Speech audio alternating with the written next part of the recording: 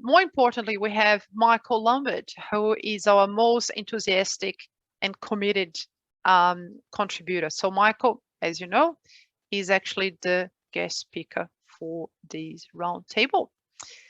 So without further ado, I'll invite Michael to the stage. So Michael, welcome. Different role today, huh? You're Yes, on the spotlight for change. Okay. I should have put a fancy background behind me. You're fancy enough, Michael, yourself. Okay, so Michael believes that technology can be used to make both individuals' lives and the greater human race better. Overcoming imposter syndrome was an important milestone in Michael's journey to becoming an empathetic and understanding coach. So Michael coaches and mentors individuals from entry-level stages to CEO level, using his skills to move individuals and teams from underperforming to high performing.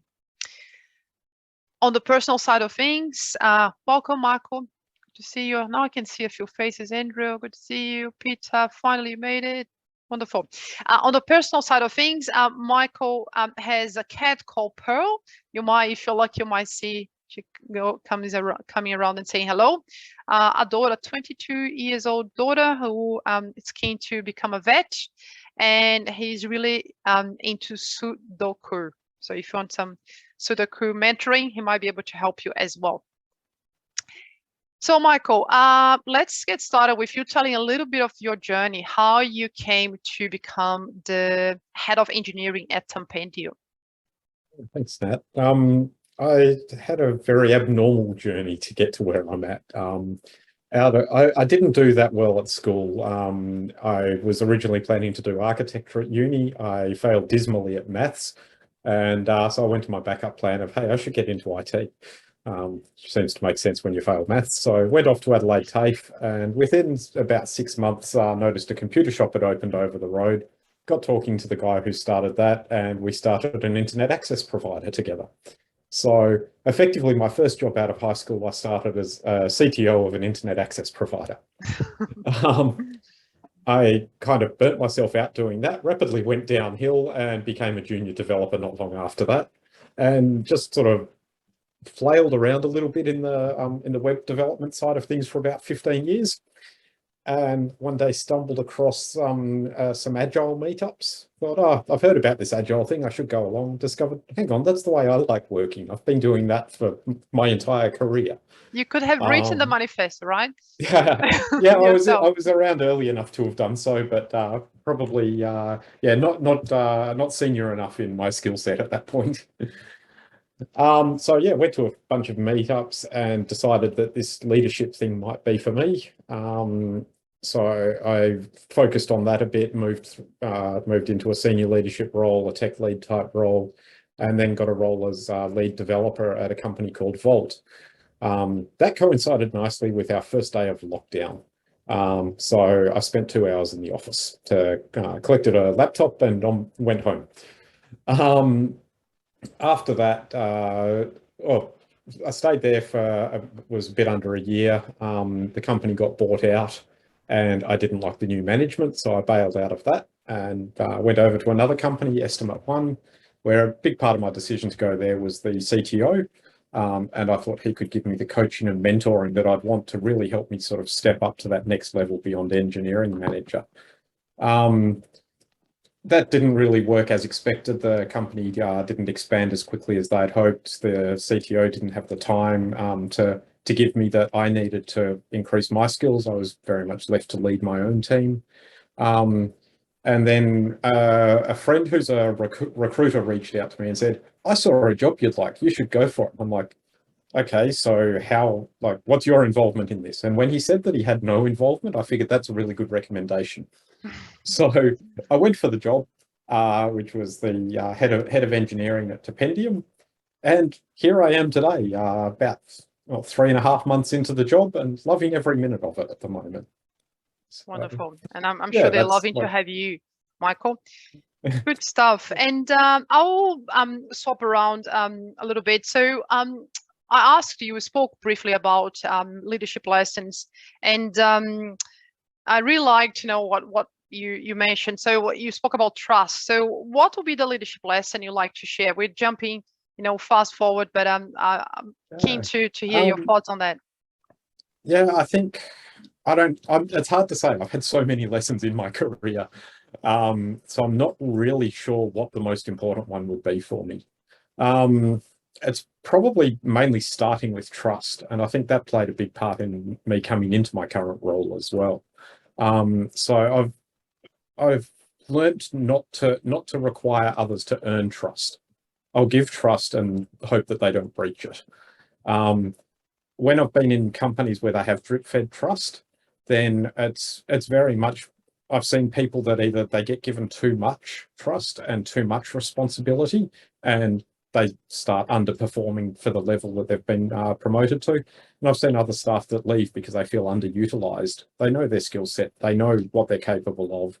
We should trust that they'll do the right thing. So I also, I guess, kind of go with the view of if you can't have a level of trust in your staff, you can't just inherently trust them from day one. It's not their problem. It's not their fault. It's the fault of your recruitment processes and potentially a fault of your management style. So it's really up to us as leaders to just give people the trust and make sure that we support them so they can succeed. Thank you. And so you joined Onboarding, and your onboarding happened during COVID, right? So tell us a little bit about that process of joining the company. You put together a 90 days plan. Yeah. How did you go about and surviving, and thriving in those 90 days during COVID?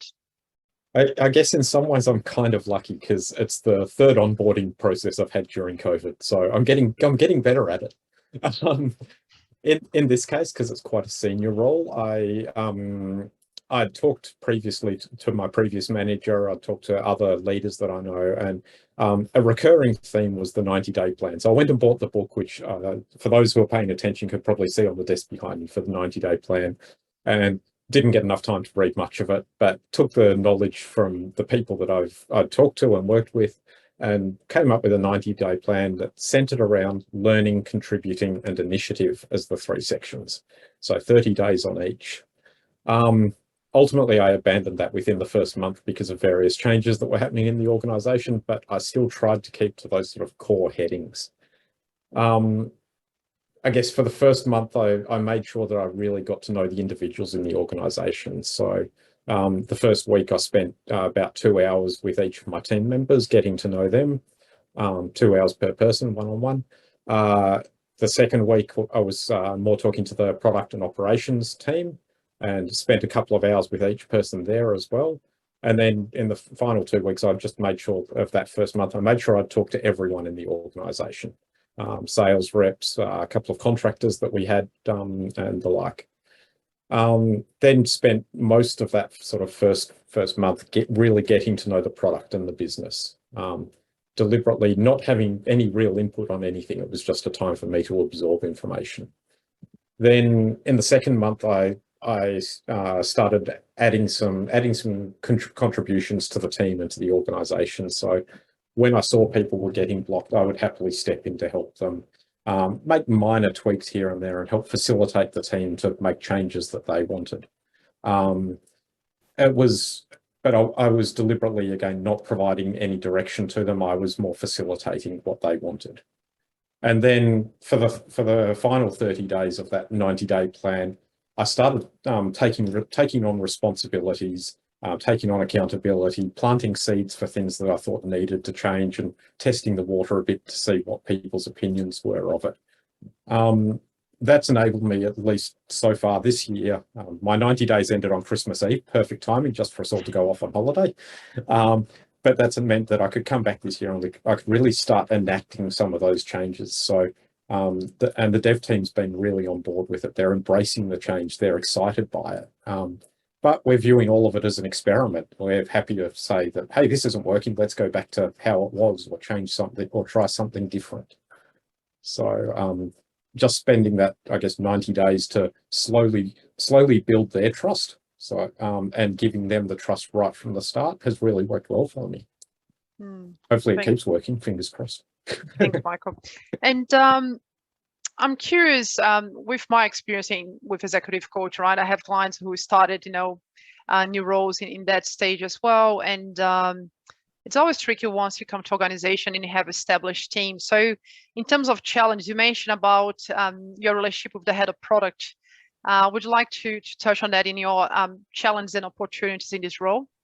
Yeah, so I've had some interesting challenges. I think part of it is I have a very small team at the moment. When I started, there were 5 people, and one guy had already handed in his notice.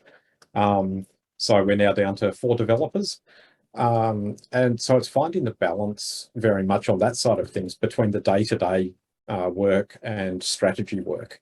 We're also in the process of doing a ground-up rewrite of our product. So coming into that not long after it's been decided that it's going to happen and really having control over it means there is quite a lot of strategy on that side of things. That ground-up rewrite has meant that our head of product and myself often butt heads. She comes very much from an approach of the customer wants this is exactly what we must deliver. Whereas I'm coming more from an iterative approach and going, what's the absolute bare minimum I can hand to someone to go, that's going in the right direction. An example there would be a phone dialer that we're looking at doing on the devices. And I want to produce it where there's a single button that someone can press and it makes a phone call to a fixed number.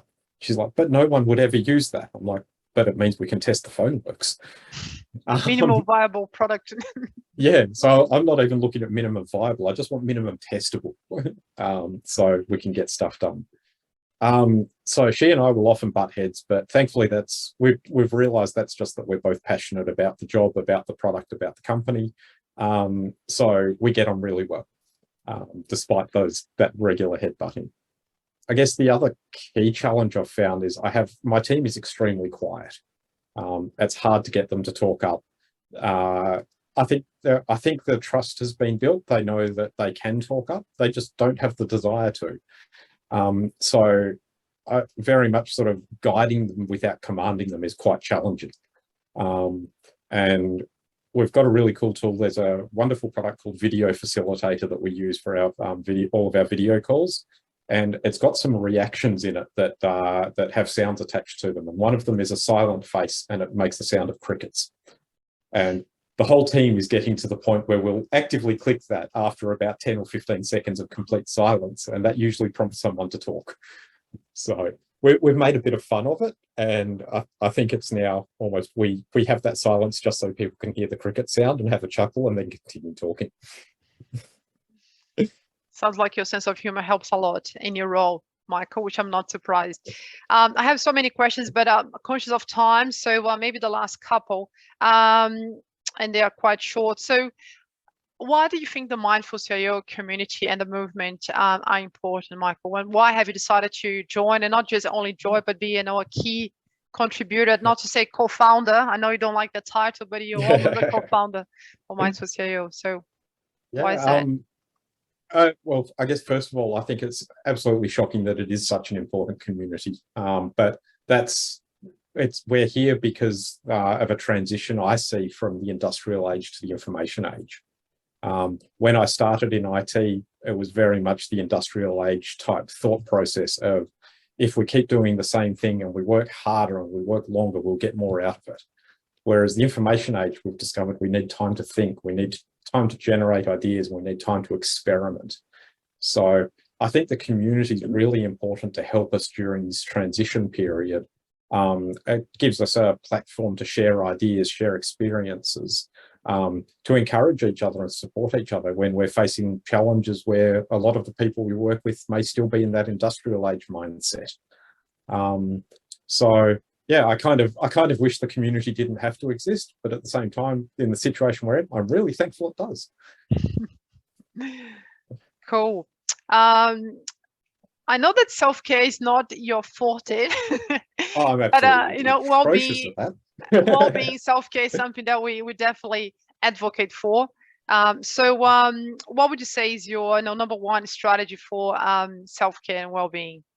Yeah, I think, well, because I'm so bad at it, I probably don't have a number one, but there's a couple of things I found that work well for me. One is making sure that I take 2 breaks during the day rather than just a lunch break. So I have 2 half-hour coffee breaks instead of a lunch break. It fits with when I get hungry, so that works all right. A lot of people do seem to think that I do this intermittent fasting thing. I'm like, no, that sounds far too fluffy for me. I just like my coffee. So yeah, having them scheduled and really letting people know that I'm happy to move them around, but I will always have them. I can't cancel them. I need that break time to regenerate. Also happens to help me reset my calendar when all the meetings go over time, but that's a side effect. The other one that it's not something I consciously did, I've just noticed that I do it. I have a very fixed morning routine. If I forget one, like if I skip a step of it or something interrupts me, I'm all over the place for the whole day. So I've got a very fixed routine, and my weekends seem to be dominated by to-do lists. And I just work my way through them. And some of the items in there are fun, and some are household chores, like I've got to do the vacuuming. But yeah, I found that works well for me, and it's sustainable and maintainable. So, yeah. Fantastic. Whatever works, right? Yes. And any final words, Michael? Any final thoughts? Maybe a final message that you want to share with this intimate small group we have today? I always struggle with final words where I'm given too much freedom. I'll either talk for too long or not at all. So I think we're probably right on time. So I might just leave it there and yeah, continue on. Wonderful. Lovely to have you here in a different role this evening, Thank Michael. you. Thank you.